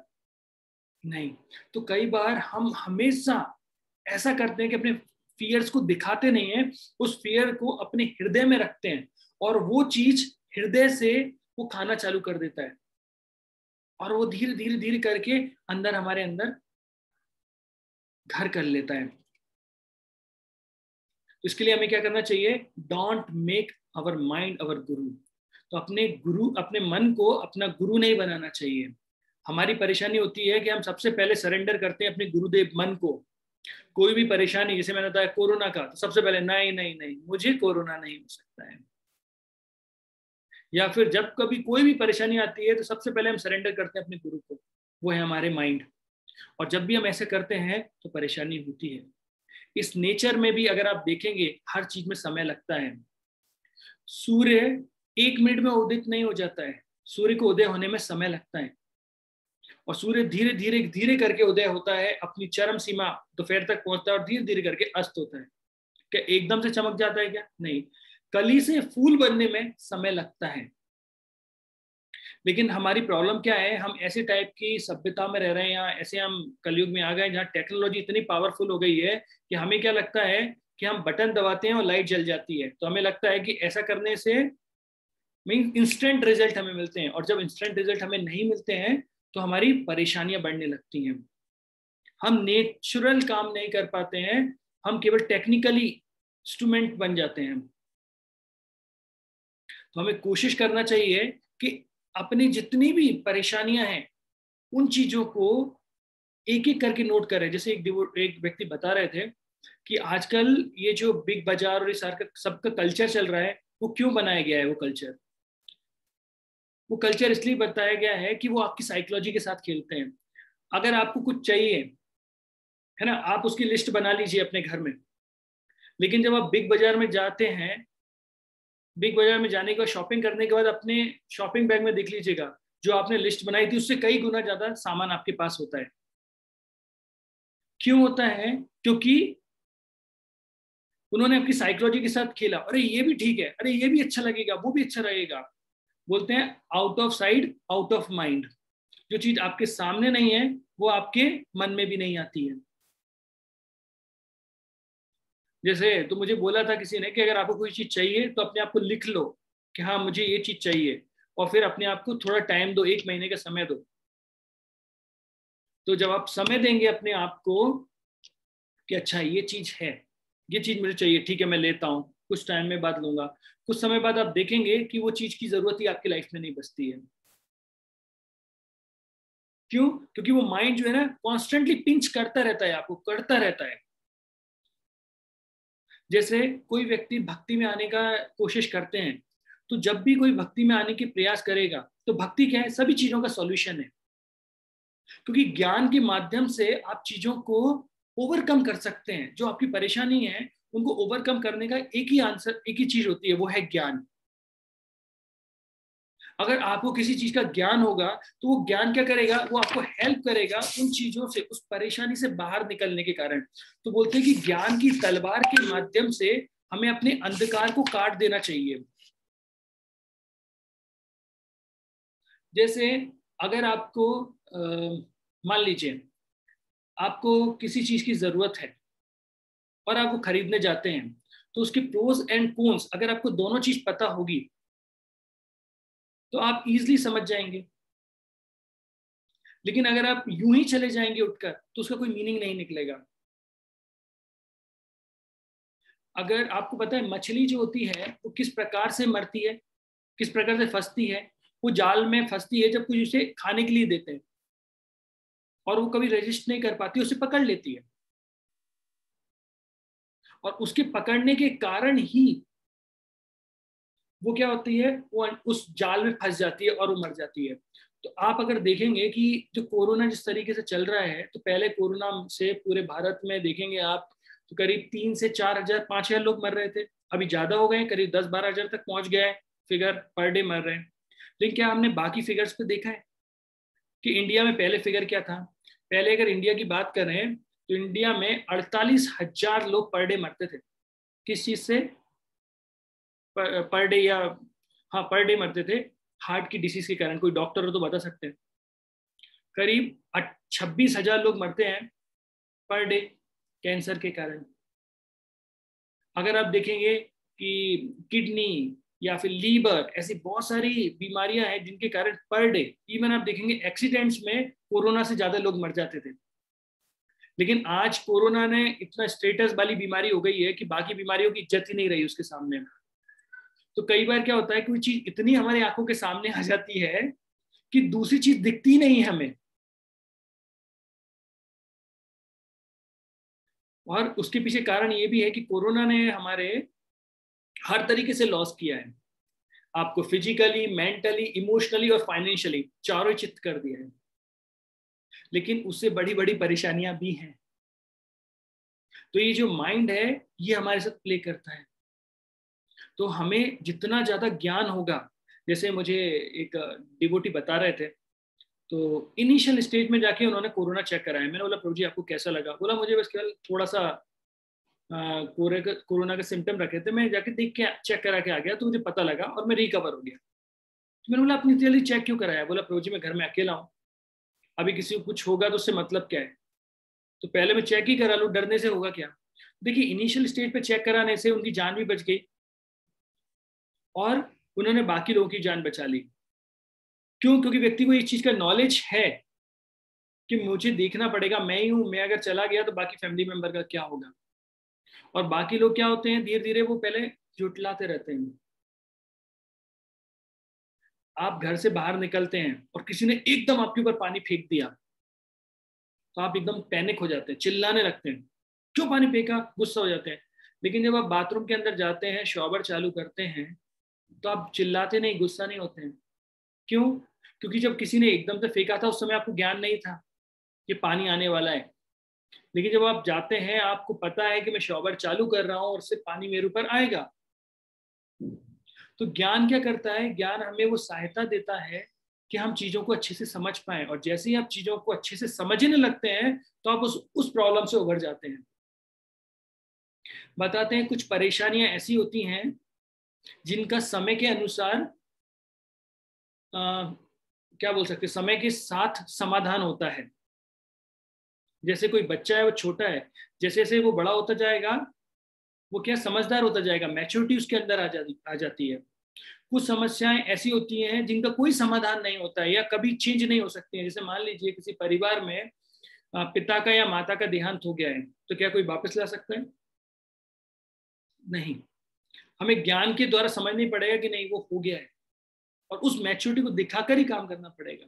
और कुछ परेशानियां ऐसी होती हैं जिनका आप सॉल्यूशन निकाल सकते हैं। तो ऐसा एक कम्युनिकेशन चार्ट में आया था कि 92% प्रॉब्लम्स ऐसी होती हैं जिनका कोई सॉल्यूशन मीन्स वो अपने आप ही सॉल्व होती हैं, और केवल 8 प्रकार की ऐसी प्रॉब्लम्स होती हैं जिन्हें आप सॉल्व कर सकते हैं।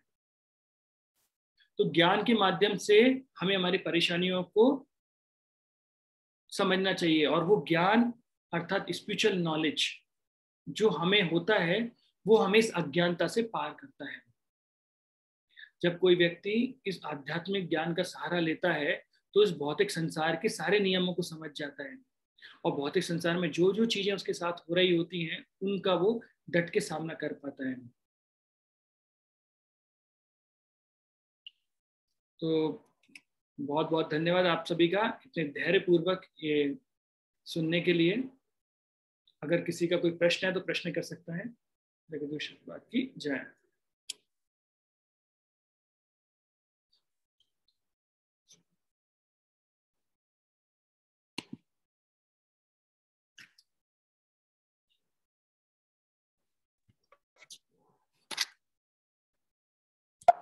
हरे कृष्णा प्रभु जी। हरे कृष्णा।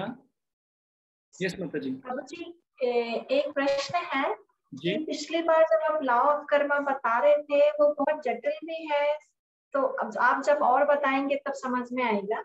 मनुष्य की योनि जैसे सुना है कि प्रभु जी बहुत बाद में मिलती है, बहुत समय बाद मिलती है, तो क्या हमें मनुष्य की योनि एक बार से ज्यादा मिलती है या फिर हमारे कर्मों के हिसाब से हम नेक्स्ट टाइम में कुछ किसी और योनि में भी जन्म ले सकते हैं? माता जी इसे बताते 84 लाख योनियां होती हैं और वो योनियां में 4,32,000 जो करीब रहती हैं वो मनुष्य योनि रहती है।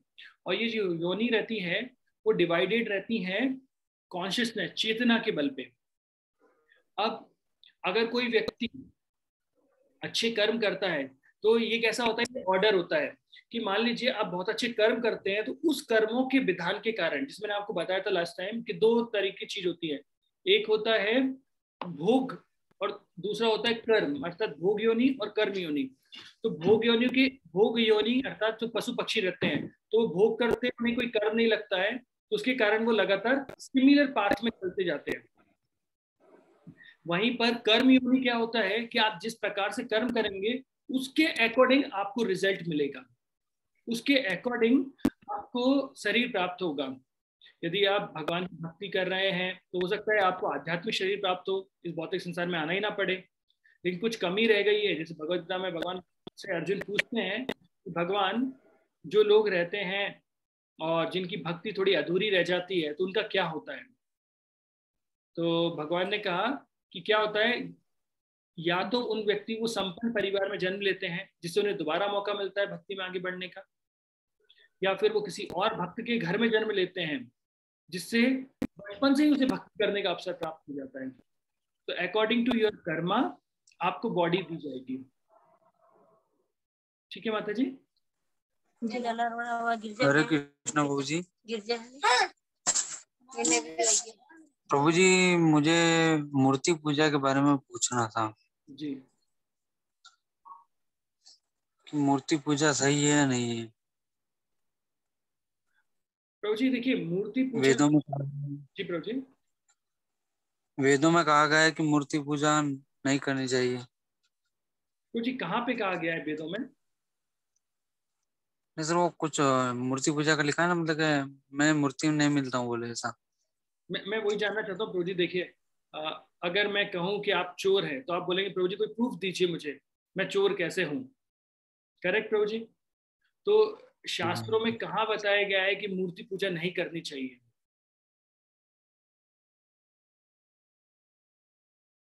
देखिए मैं आपको बताता हूँ, ये मूर्ति नहीं होती है एक्चुअली, ये भगवान के अर्च विग्रह होते हैं, है ना।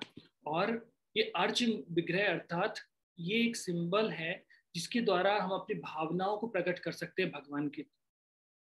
भगवान बताते हैं कि मैं कई तरीके से इस संसार में आता हूँ, कली काले नाम रूप कृष्ण अवतार। भगवान बोलते हैं कि मैं नाम के रूप में भी आता हूँ, और भगवान बोलते हैं कि मैं विभिन्न प्रकार के कई प्रकार से आते हैं। तो उसमें मूर्ति अर्थात भगवान के अर्च विग्रह होते हैं। देखिए भगवान के अर्च विग्रह और साधारण मूर्तियों में बहुत अंतर होता है।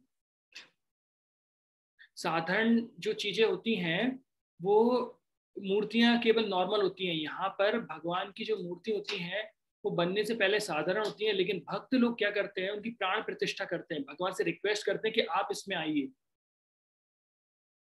जिस प्रकार से प्रभु जी मैं आपसे पूछूं कि आपने नोट देखा है प्रभु जी, कोई सा भी 500, 1000 का नोट देखा है? जी प्रभु जी। तो प्रभु जी साधारण कागज और नोट में क्या अंतर होता है? नोट मायने रखता है। हाँ प्रभु जी, लेकिन होते तो दोनों ही कागज के हैं प्रभु, है ना। लेकिन क्या होता है, ये कागज जो है वो गवर्नमेंट के द्वारा ऑथेंटिक होता है, मतलब उसका प्रमाणीकृत गवर्नमेंट ने किया होता है। इसलिए प्रभु जी जैसे हम मान लीजिए पोस्ट ऑफिस में जाते हैं और किसी लाल डिब्बे के अंदर हम चिट्ठी डालते हैं, आप कभी डालिए प्रभु जी अपने से चिट्ठी, जी तो वो आपके बताए गए एड्रेस पे पहुंच जाती है, करेक्ट? जी प्रभु जी। तो क्या किसी भी डिब्बे में डालने से आपकी चिट्ठी और आपके बताए गए पते पे पहुंच जाती है क्या? नहीं प्रभु जी, पोस्ट ऑफिस में जाना पड़ता है। करेक्ट। तो प्रभु जी हर मूर्ति में भगवान नहीं होते हैं, और भगवान जिस मूर्ति में होते हैं उन्हें भगवान के अर्च विग्रह बोलते हैं, और वो शास्त्रों में बताया गया है उसकी प्राण प्रतिष्ठा होती है, और प्राण प्रतिष्ठा होने के बाद भगवान उस रूप में आते हैं।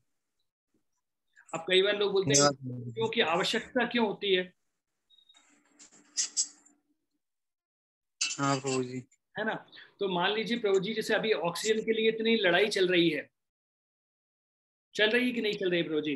लोगों को ऑक्सीजन नहीं प्रभु जी मिल रही है, तो प्रभु जी ऑक्सीजन तो वातावरण में भी होती है, तो उन्हें मिल क्यों नहीं रही है? फिर अलग से बॉक्सों की जरूरत क्यों पड़ रही है? ये बात तो सही है प्रभु जी। और मान लीजिए हमारे, आप तो देखिए पूरे वातावरण में ऑक्सीजन है, फिर भी ऑक्सीजन सिलेंडर की जरूरत पड़ रही है। करेक्ट। वैसे प्रभु जी जी, प्रभु जी। हाँ, जैसे मान लीजिए रेडियो फ्रिक्वेंसी, मान लीजिए आप देख लीजिए जो रेडियो वेव्स होती हैं वो हर जगह फैली रहती हैं, लेकिन आप डायरेक्ट उस रेडियो जो फ्रिक्वेंसी को टच नहीं कर सकते जब तक आपके पास कोई रिसीवर ना हो। मीन्स मान लीजिए जी प्रभु जी। कि आप गाने सुन पाएंगे क्या प्रभु जी? नहीं सुन पाएंगे। नहीं। आपको वो रिसीवर चाहिए, रेडियो बोलते हैं, उसके अंदर रिसीवर होता है, वो उस फ्रिक्वेंसी को कैच करता है और उसकी ट्यूनिंग के अकॉर्डिंग वो गाना बजाता है। इसी तरीके से भगवान अपनी शक्तियों के माध्यम से हर जगह फैले हुए हैं। अगर आप मूर्ति के रूप में भगवान की सेवा नहीं करना चाहते, भगवान आपके हृदय में भी है, लेकिन हमारा मन प्रभु जी अभी इतना दूषित हो गया है कि हम भगवान के दर्शन ही नहीं कर पाते। इसलिए भगवान अर्च विग्रह के रूप में हमारे सामने आए। ठीक है प्रभु जी? जी प्रभु जी। जी प्रभु जी, धन्यवाद प्रभु जी। हरे कृष्ण। हरि बोल।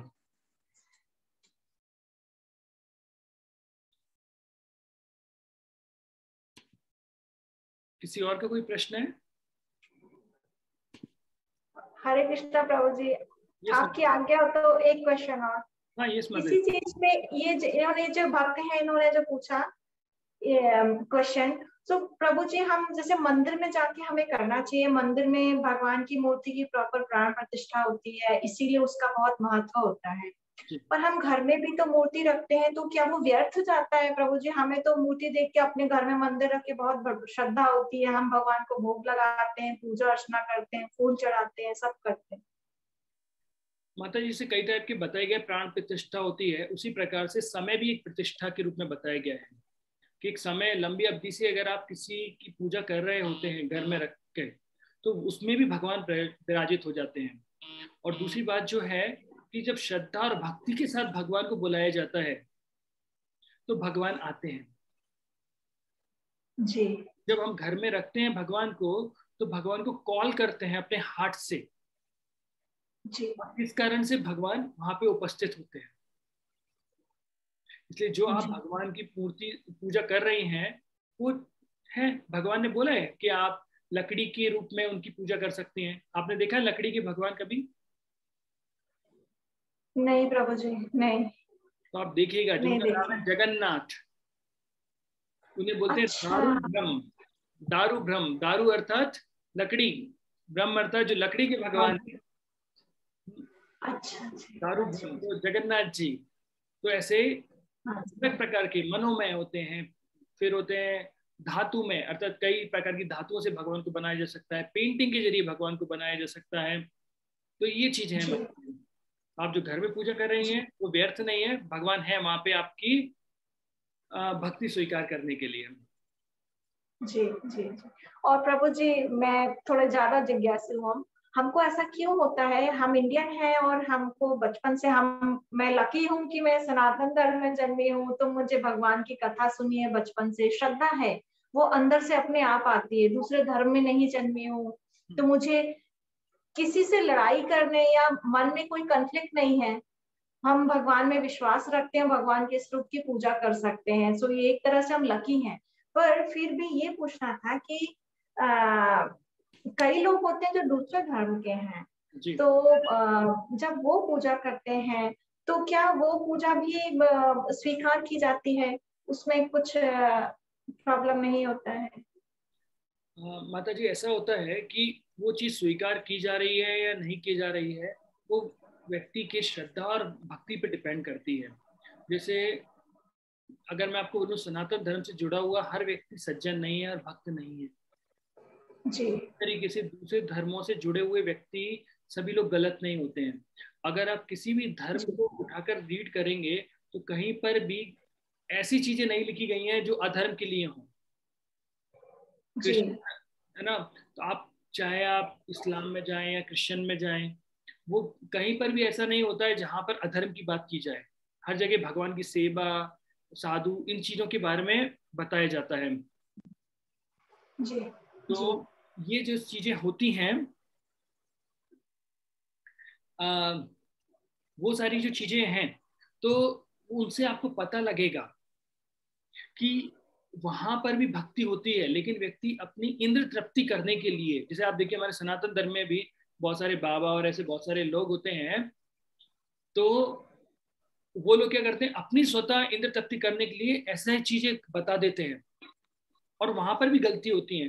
तो माता जी, भक्ति स्वीकार होगी या नहीं होगी, ये केवल और केवल डिपेंड करता है व्यक्ति के भाव पर, कि वो किस भाव से भगवान की सेवा कर रहे हैं।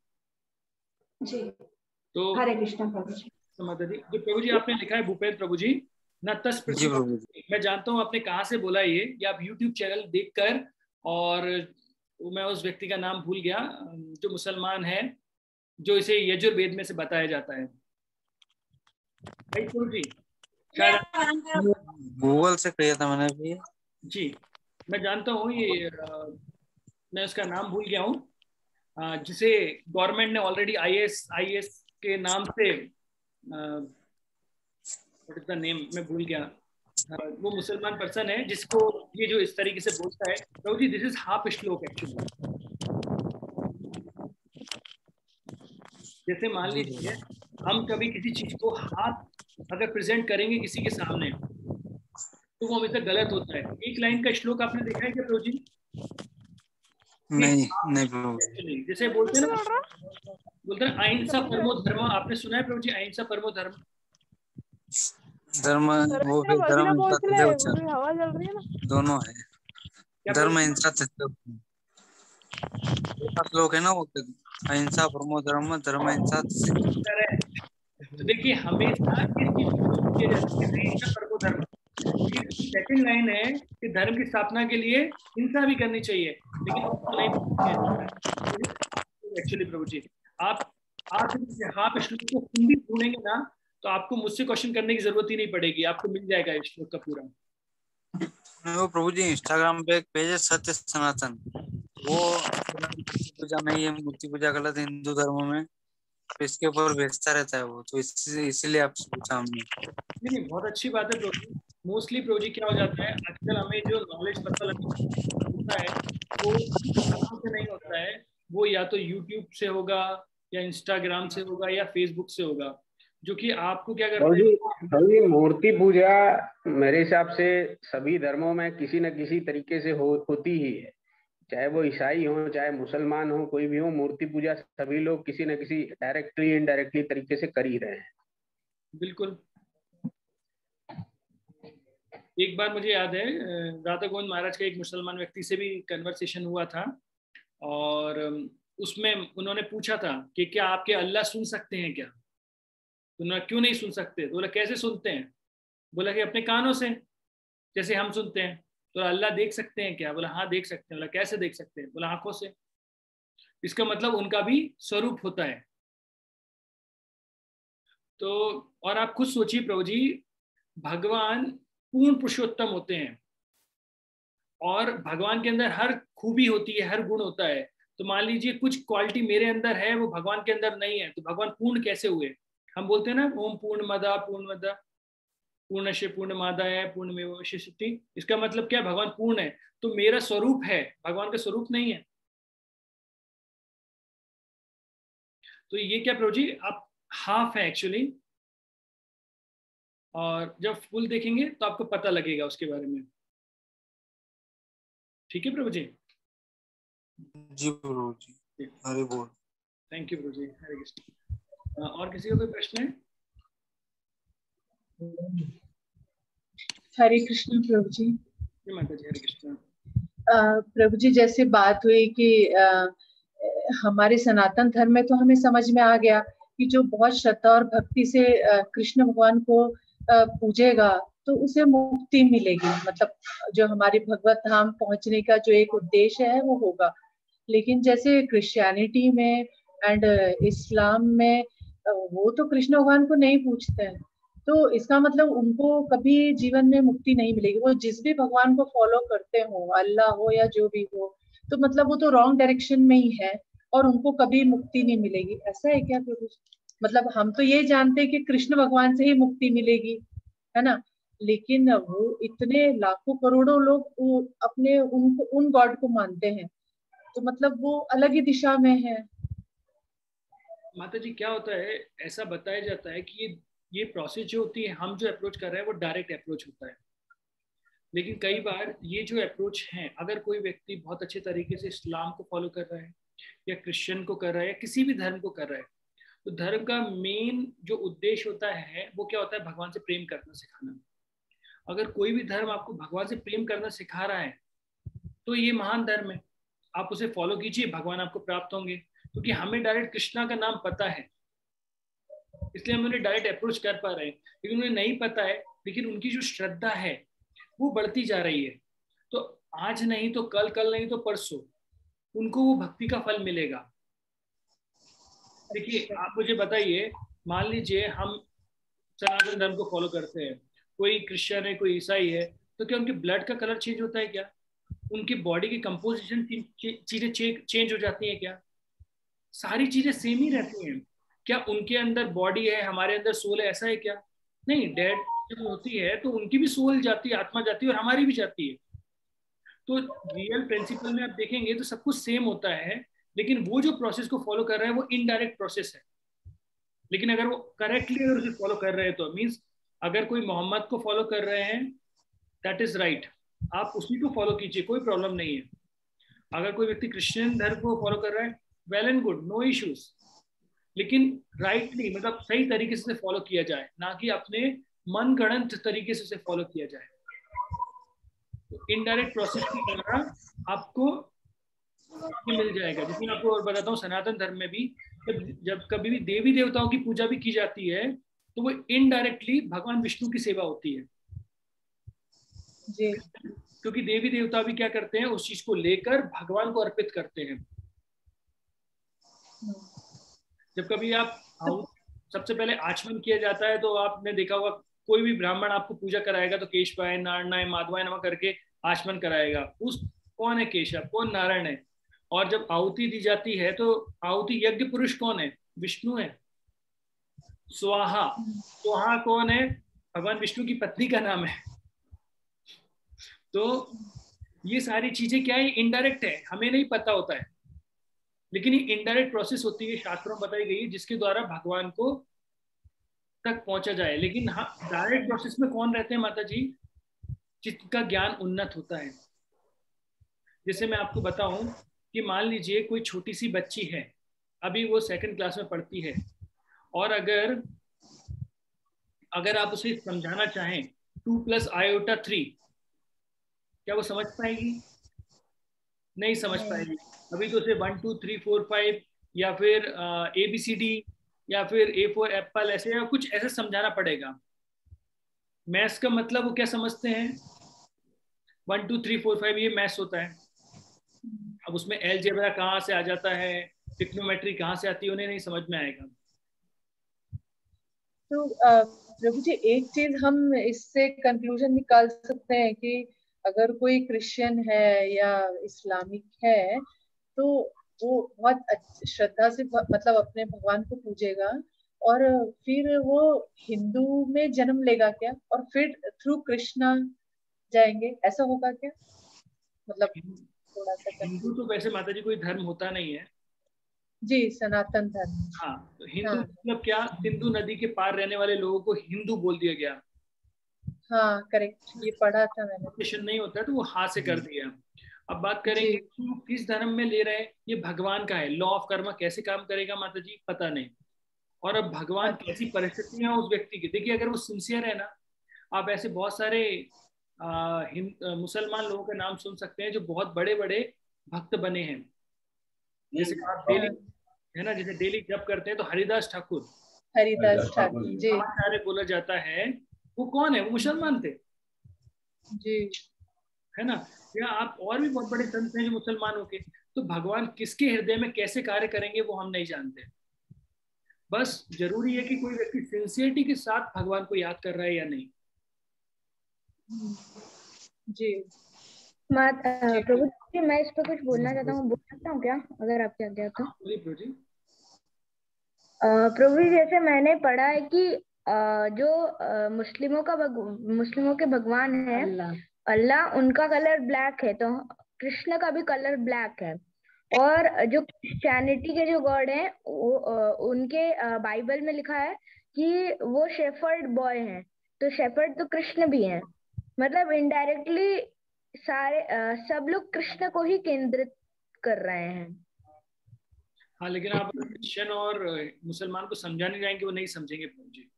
वो इसमें विश्वास ही नहीं करते कि अल्लाह का कलर क्या है, तो वो अल्लाह को देख स्वरूप को नहीं मानते, तो उनके कलर को कैसे मानेंगे। लेकिन फिर भी हम इनडायरेक्टली तरीके से समझ सकते हैं कि आदित्य प्रभु को कोई आदि करके बुलाए या चिंटू करके बुलाए, तो चिंटू, आदि या आदित्य सेम पर्सन है, तो अल्टीमेटली तो कृष्णा ही है।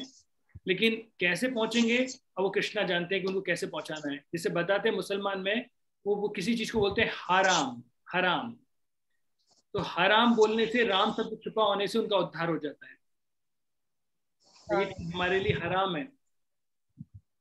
तो वाल्मीकि जी ने उल्टा नाम जपा था तो भी वो उन्हें भगवान की श्रद्धा, राम मिल गई थी, मरा मरा मरा बोल के वो राम राम हो गया था। तो भगवान कैसे उन चीजों को चेंज करेंगे माता जी, वो बताना मुश्किल है। सही।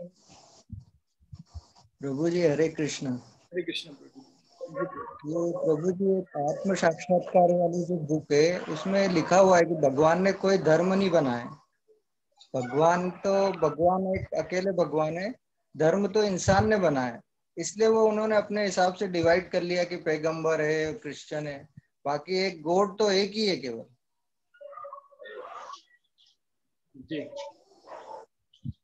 तो उसमें सही है ना प्रभु? ज्ञान में प्रभुपाद जी ने बताया है कि जो ईसा मसीह है वो भी हमारे गुरु हैं, मोहम्मद भी हमारे गुरु है। जो व्यक्ति भगवान के नाम का प्रचार करेगा वो हमारे गुरु हैं। कृष्ण से कृष्ण, वो भी कनेक्शन करके बताया प्रभु जी ने, मतलब प्रभुपाद जी ने। बहुत सारी चीजें हैं। और किसी का कोई प्रश्न है?